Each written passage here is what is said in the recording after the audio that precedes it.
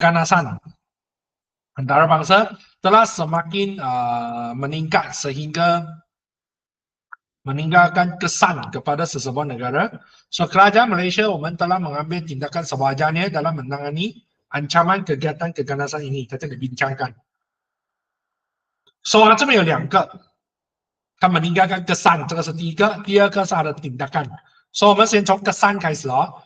第一个kesan，你的 keselamatan rakyat terancam，因为tindakan keganasan 它会menyebabkan nyawa rakyat terancam, where 它会mencederakan nyawa, perbuatan pengeboman, 它会mencederakan nyawa manusia.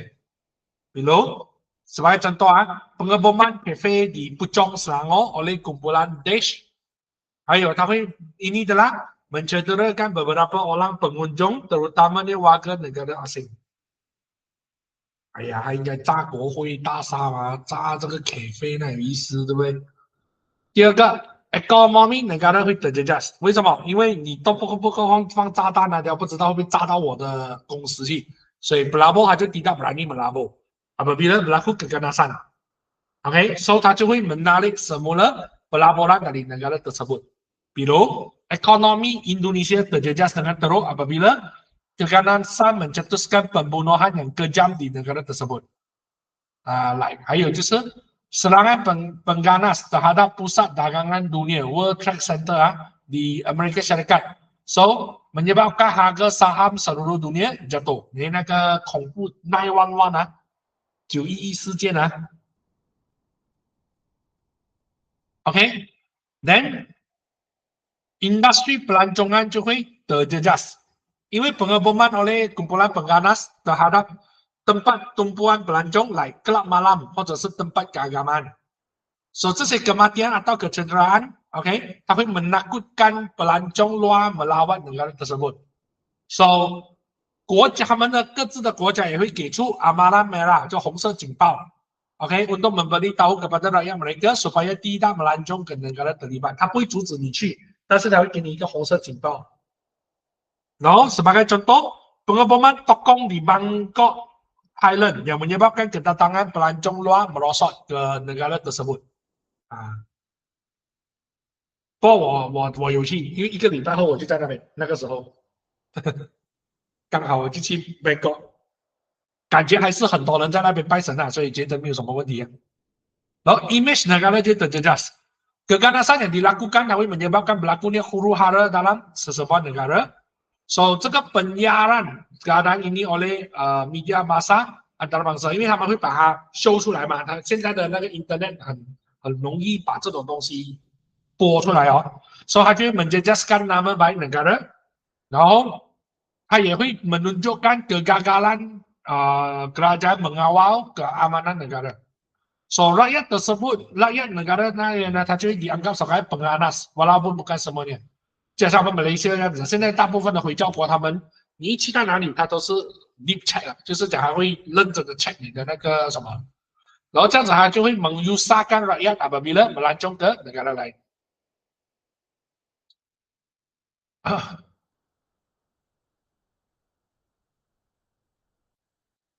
Okay, so next. Tindakan, 它的 tindakan 我们要解决这个问题，我们跟其他的国家做kerjasama. So, kerjasama antara Malaysia, Indonesia dan Australia digerakkan khususnya dalam berkongsi maklumat risikan yang berkaitan dengan kegiatan keganasan.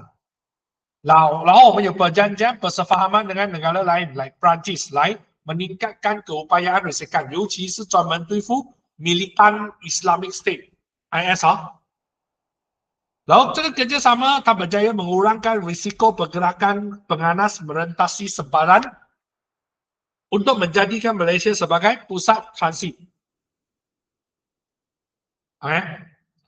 So 它也可以 meningkatkan langkah pencegahan, 尽量的去杜绝它，来 memantau kegiatan orang yang menyokong aktiviti melampau melalui media alternatif， 就是透过监督的方式啦。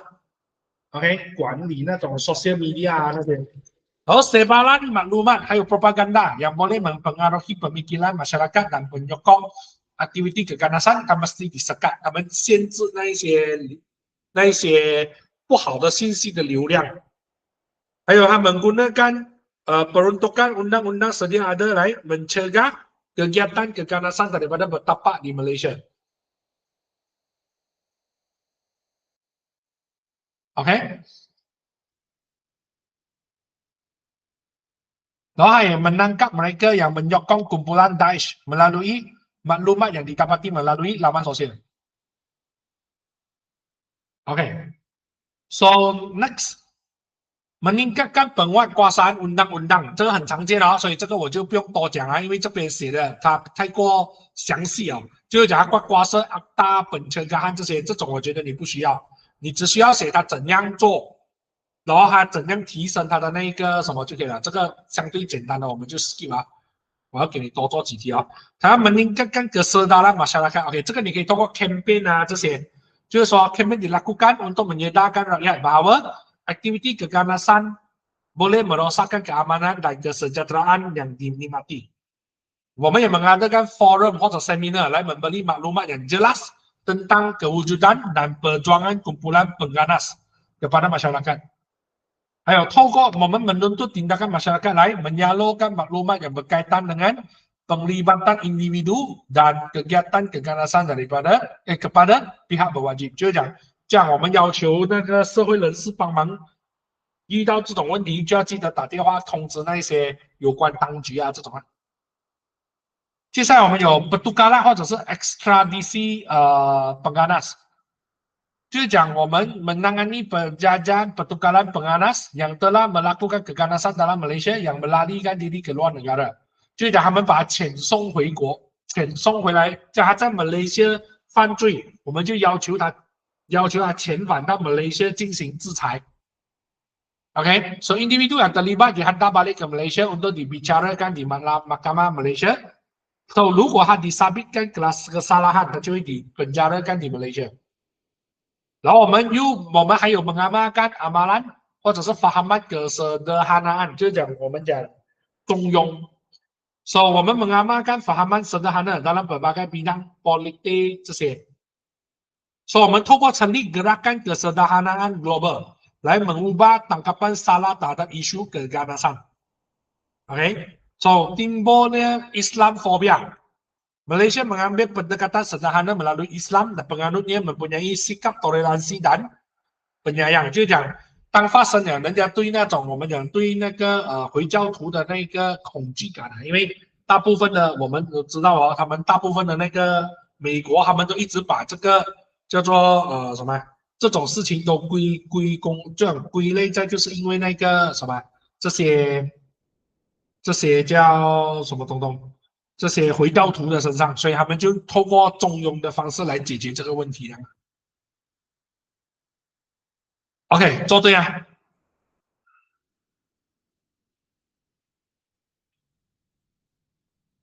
都做对啊，OK，非常好。那么我们来看看一些以 El Nino 两个那么的一个山来的哦，这个可以，这个尤其是最近又发生了，所以这个很大的可能会出，因为不久前又发生了，所以我们可以做看这个，因为这个不久前呢也发生，把这个打星号啊，这个放 Star El Nino 这个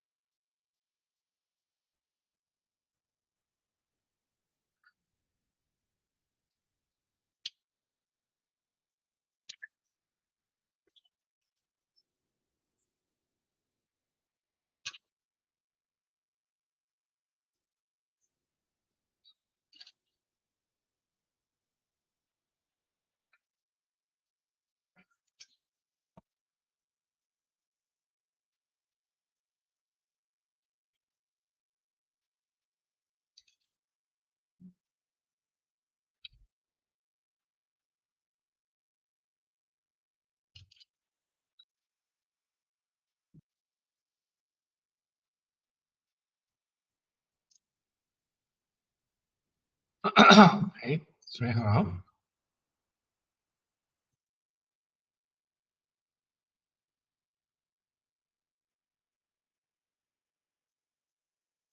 OK，所以我们来看看现在全部好了。我们来看一下答案哦。So El Nino，OK，so 他讲他已经melanda pada 什么 beberapa negara di dunia，所以 memberi kesan，所以这里解释 kesan 啊，重点就是在第一个，它带来gemuluran，因为 El Nino 是热流，OK，so manusia tak tidak dapat menjalankan aktiviti pertanian secara biasa，你的tanah 会 menjadi kondang 就干裂哦。dan tanaman tidak akan tumbuh subur, malahan akan mati. Akibatnya, 我们就会 kekurangan sumber makanan dan menyebabkan kemuluran berlaku. 第二个, peningkatan kadar penyakit dan kadar kematian. So, bencana alam seperti banjir 还有 kemarau, akan berlaku menyebabkan penyakit dan kematian. So, penyakit malaria dan demam tinggi menunjukkan kitaran 3 hingga 7 tahun, yaitu bersamaan dengan fenomena ini. 就是讲，因为它的马拉利亚跟德曼登记，它的那个循环啊，就它的高峰期循环是3到7年，那么就跟这个 phenomena 也是一样，它不断的重来也是3到7年。So kejadian kebakaran hutan 它会berluasa menyebabkan berlakunya jerebu, lalu penyakit akibat daripada jerebu, like melibatkan pernafasan, 它可能会 menyebabkan kematian, 比如 Kalimantan, Indonesia. Lalu 你就会 kekurangan sumber makanan, 因为 banyak ikan di tepi pantai 它会 berpindah mengikut arus panas menyebabkan kekurangan ikan. 所以它就会 menyebabkan banyak anjing laut mati kerana kurang makanan. Lalu manusia 也会 menghadapi krisis sumber makanan akuatik dan sumber protein. OK? 然后呢，它会 menjejaskan sektor pelancongan. 这个是否 kesan terhadap manusia 或者 hidupan 啊？ So pelancongan 这个 menjejaskan sektor pelancongan， 因为kenaikan suhu di lautan， 它会 memusnahkan terumbu karang， 就还会破坏那个叫做什么珊瑚礁啊 dalam laut dan memusnahkan keunikan dalam laut. Lalu hakisan di tepi pantai juga akan berlaku menyebabkan landaian pantai menjadi sempit 或者是 semakin dalam， 就是讲你的那个海湾的边线啊变得越来越浅，因为它侵蚀了你那个地方，所以变成你的海变得越来越深。So 浅海才适合拿来做旅游业嘛。So fenomena ini 它会 secara tidak langsung menyebabkan orang ramai kurang berkunjung ke pantai 或者是 melakukan scuba diving。这样子的话，它就会 melumpuhkan sektor pertanian, pelancongan, sorry.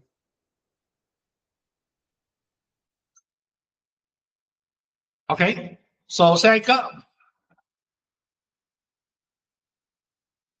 kesan terhadap 什么 alam sekitar， 它会造成 perubahan cuaca. So 它会 menggalakkan pembentukan angin kencang yang menyebabkan kejadian cyclone tropika， 就是讲我们讲叫做热带的风。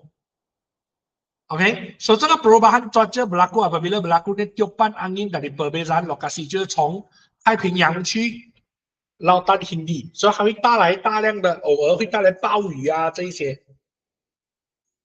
So 它会 menjejaskan hidupan akuatik， 因为你的 hidupan laut 它会 berpindah ke kawasan lain 来 mencari tempat yang sesuai， so 它就会 menyebabkan kepupusan akuatik di sesuatu tempat。然后你的 plankton juga akan mati kerana suhu air laut yang tidak sesuai， 因为它会比较热哦。然后这个 fenomena juga menyebabkan banyak ikan akan mati dan pupus kerana tiada makanan。然后它会造成 kemarau panjang， 就是我们讲的长时间的旱季啦。所以它会 mengakibatkan kemarau yang berpanjangan， 然后 mempengaruhi cuaca sehingga kawasan Afrika dan Asia Tenggara。所以它 menyebabkan berlakunya krisis air yang teruk， 然后 manusia 就会 mengalami dehidrasi akibat kekurangan air。OK， 然后它也会造成 kenaikan paras air laut， 因为你的全球的温度升高嘛 ，peningkatan suhu di bumi， 它会 mencairkan ais di kutub， 然后 menyebabkan peningkatan paras air laut。OK，可以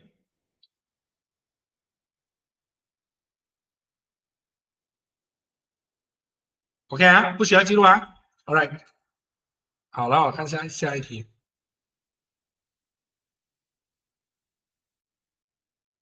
哦，所以还有一个 point 没讲到，说这个情况会导致 banjir besar berlaku。来kawasan rendah 还有 pulau kecil 它会tenggelam。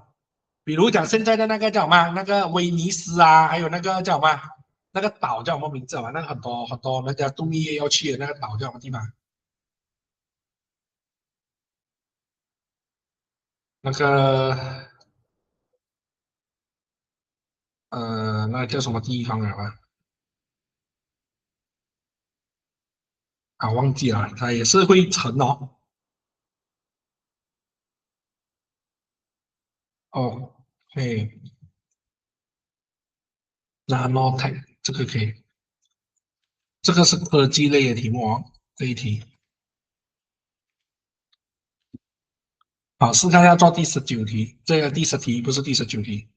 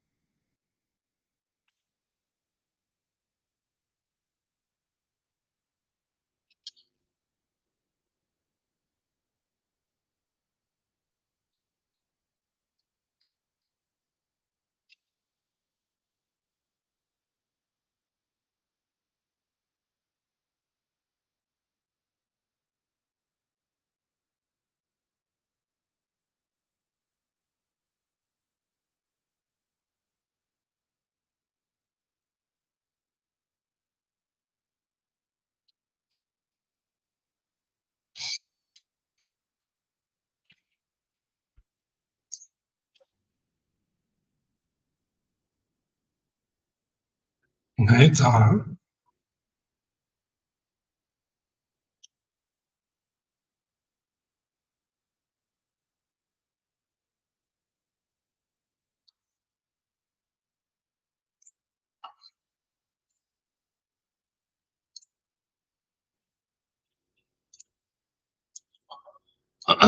Okay, so kebanyakan saintis meramalkan abad ke-21 ini akan menjadi era dominasi nanoteknologi或者是teknologi nano berasaskan kepentingan teknologi tersebut kepada masyarakat dan negara. So, walau bagaimanapun, berdasarkan laporan yang dikeluarkan oleh Forum Ekonomi Dunia, dia menyatakan kebimbangan tentang potensi nano yang boleh menyebabkan gangguan terhadap kesehatan manusia. So bincangkan， so 还有两个 main point， 第一个是kepentingan， 第二个是它的kebimbangan。OK， 它这里没有写哦，kebimbangan kesan negatif 啊。OK， 哇，很多个 point 这，OK， 因为这个是属于科技类的，可是我不懂它。这个你们也可以放一个 star 啦，这一个题目。不过我建议你就是说，你可能可以记录，就是可能有一定的几率，不算是太重要的啦，但是还有比普通的重要一点这样。So， 在 bidang perubatan， 它有penggunaan medan nanomagnet 来 menarik wireless dengue， 这样透过磁场的方式把那个virus 吸引出来。在 bidang pharmaceutical 就是 sistem penyampaian ubat pada dos tertentu. Teknologi nano 它会 membawa ubat terus kepada sel kanser dan membunuh atau memusnahkannya tanpa memudaratkan badan pesakit. 就是讲它的那个叫什么？那个叫你的那个 nano tech 里面的那个小 robot 啦 ，nano robot 啦，它会把那个药直接带到去那个叫什么？那个 cell cancer cell 那边，然后直接 inject 在那个 cancer cell 身上，这样子它就不会出现，就是说你进行化疗的时候需要全身的那个细胞跟它对抗，因为那个什么 chemical 那个就是我们讲叫做化疗啊，它其实是一个这样互相伤害的一个什么，然后我们也可以用 tube carbon nano，OK，carbon nanotube 啊。Untuk tujuan penyampaian ubat juga dapat menyampaikan molekul yang penting untuk keseimbangan biologi keseimbangan biologi pada manusia. Oke. So aplikasi bahan nano untuk pengimajan perubatan. Cahaya bahan nano akan memberi gambaran yang lebih jelas dalam bahagian dalam badan manusia melalui imbasan sinar X 还有 MRI pengimajan resonance magnetic。所以它是100倍更清楚berbanding dengan kaedah biasa，这个已经在用这了。然后 robot nano dimasukkan ke dalam salur darah manusia来mengesan penyakit, mengambil sampel tisu, membawa ubat dalam darah dan melawat tanpa pembedahan.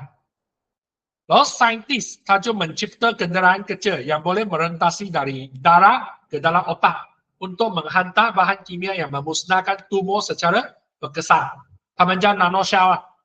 OK， so penyelidik Amerika Syarikat telah membentuk nanoshell， 就是它是一个putaran kecil kaca yang disalut dengan emas yang boleh membunuh sel kanser apabila kapsul racun pecah.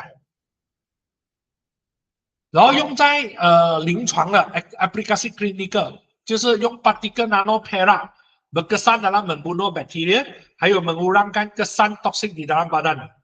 So 这个 partikel nano crystal perak juga pula dapat mengurangkan kesan inflamasi， 就是发炎的部分啊，然后可以membantu proses pemulihan masalah kulit.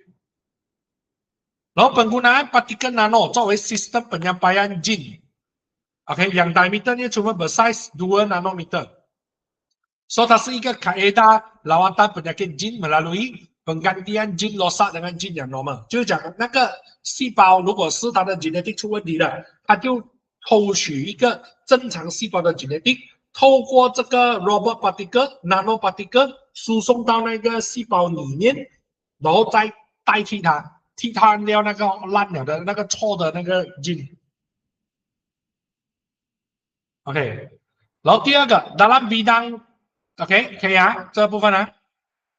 So 在 bidang ketenteraan 还有 keselamatan negara， so 他们有 pakaian pintar tempur nanoteknologi ringan dan nipis， 就是那种超薄型的那种 nanotech 的那个衣服哦， so 它可以 melindungi daripada peluru, senjata kimia dan kesan radiasi， 然后它也可以 mengesan tubuh yang cedera dan berubah warna mengikut situasi。有没有熟悉这个东西？你有没有觉得这个东西很熟悉？它这个只是给一个contoh啊，不是真的发生了的东西。你有没有觉得很熟悉这个东西 ？OK，Iron Man 的 suit 哦。So， 它的senjata yang lebih kecil, pokok 它的 kemampuan yang berlipat ganda dan tidak dapat dikesan oleh radar， 因为它很小嘛，雷达它 detect 不到。然后 nano sensor yang digunakan dalam bidang pertahanan dan ketenteraan， like sistem penyimpan nanoteknologi， 就是我们讲的那种我们讲那种叫什么？间谍的工作啊 yang mungkin melibatkan Zara nanopartikel 啊， 它可以 Zara nano boleh pandu 就是 drivable 那个可以，你可以控制它的那个，你 dilengkapi dengan sistem kamera nano， pancaran penerima nano 就是讲那个 transmitter 跟 receiver， 还有 punca tenaga tinggi bersaiz nano， 还有 dilengkapi dengan sistem penghapus musuh. 然后 Israel kini ya, 它 sedang membangunkan senjata baru yang menggunakan sistem teknologi nano. So 这个 senjata 是 robot kecil， 它给的名字叫 Bionic Hornet， yang menyerupai tebuan yang mampu untuk menangkap gambar, mengejar dan membunuh 那个 musuh。 就是那 Bionic Hornet 其实就是人那个什么？那个人造的那个蜜蜂的那个行动的一个侦察机啊 ，OK，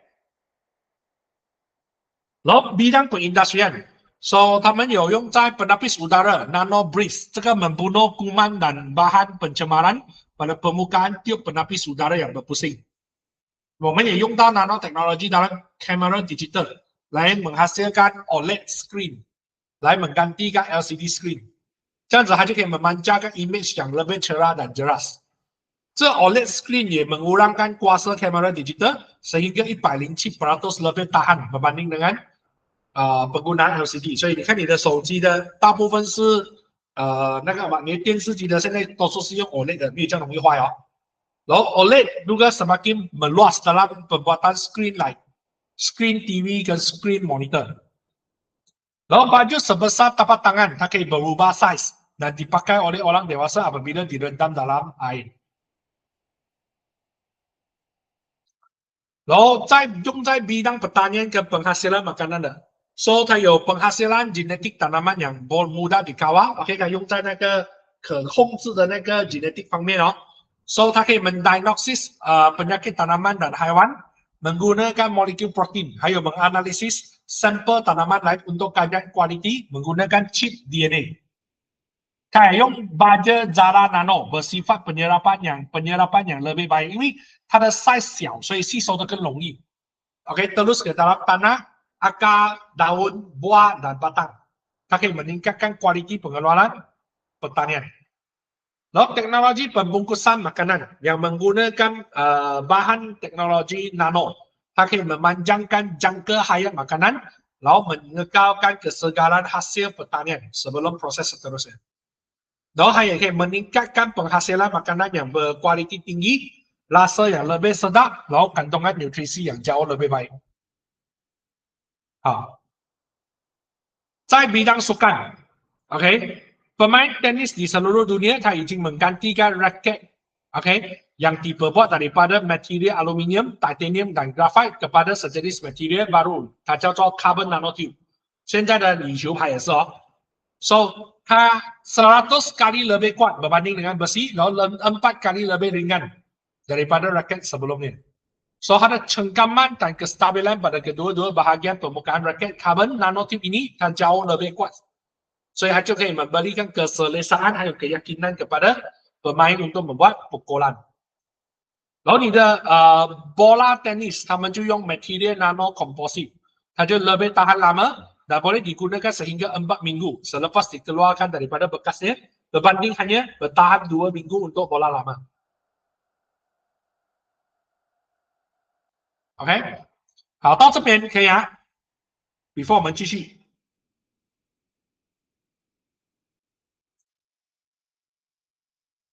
OK 啊。OK， so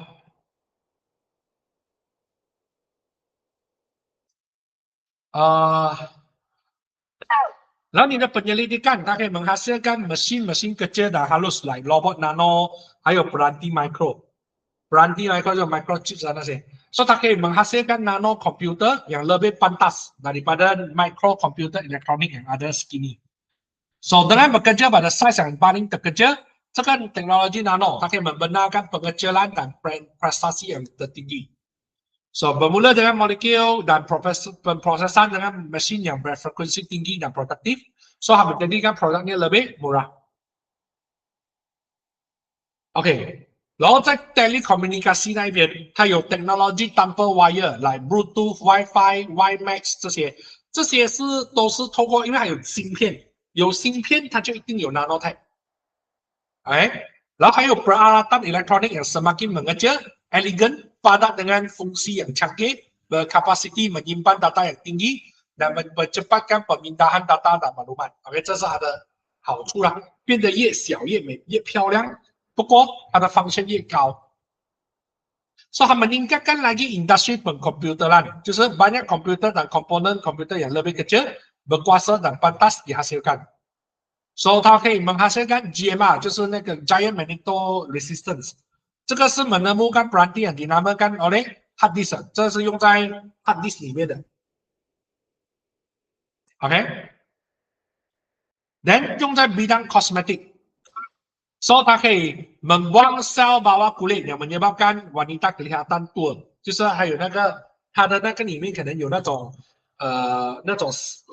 超小的、超微型的那个 particle 来磨掉那个死皮。然后 cream penjagaan kulit 跟 lotion nanotech 它可以 mencerahkan kulit。然后 pengeluar like Estee Lauder、OK、Revlon、Clinique 还有 Chanel， 它menggunakan nanoteknologi dalam penghasilan produk mereka。然后 bidang aero angkasa。OK， so 它有 penghasilan alatan 或者是 komponen kapal angkasa dan kapal terbang bersize kecil 或者 compact。compact 是 compact 小的意思。OK，aerospace 太空的那一个侦探的啦，这个是用最多的那个 nanotech 的东西。So penggunaan satelit berkuasa tinggi, okay, like nano electric satellite, okay, 大概只有10 kg 而已。So kamera dalam satellite 它也可以 melakap image di angkasa。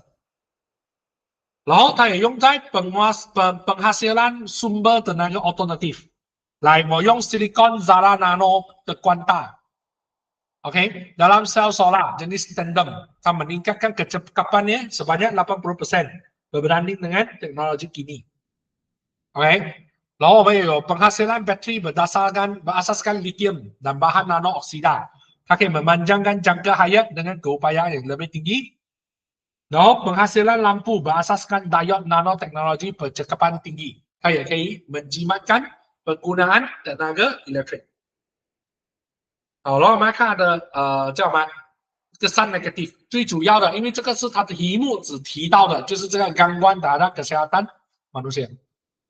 所会影响的 bahan nano 有 fullerene、tube carbon nano、particle nano、organic 这些，其实基本上因为 nano particle 很多时候啊是提炼或者制造出来的，所以它是 synthetic 的。synthetic 的东西怎样都会对身体有害。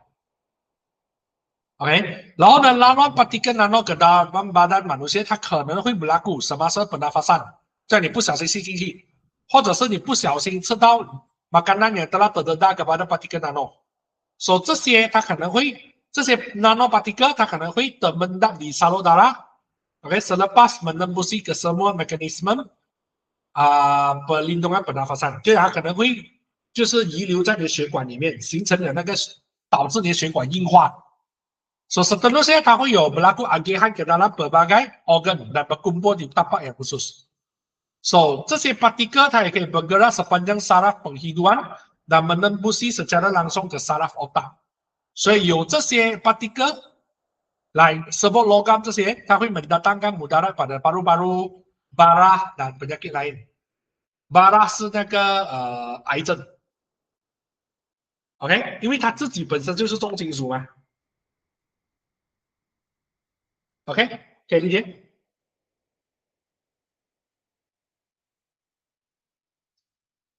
啊，要写那一个这个，你是要写这个呢？OK， 好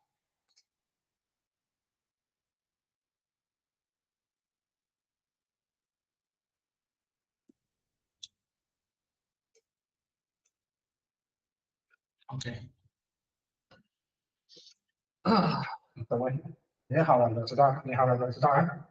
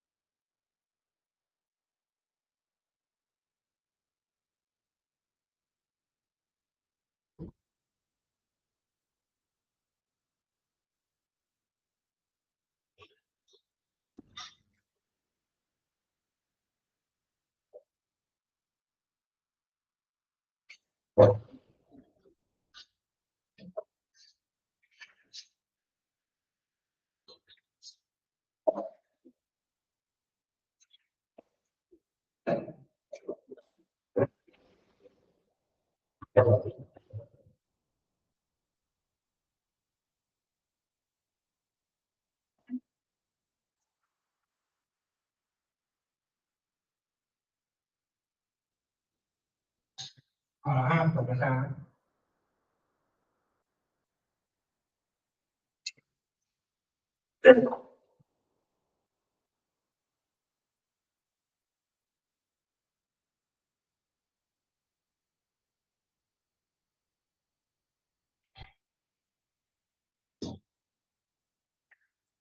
哦，OK，好，来，我们来看，就是下一题的部分，看看啊，阿西安卡巴烂的那个我们已经有弄过了，所以不需要。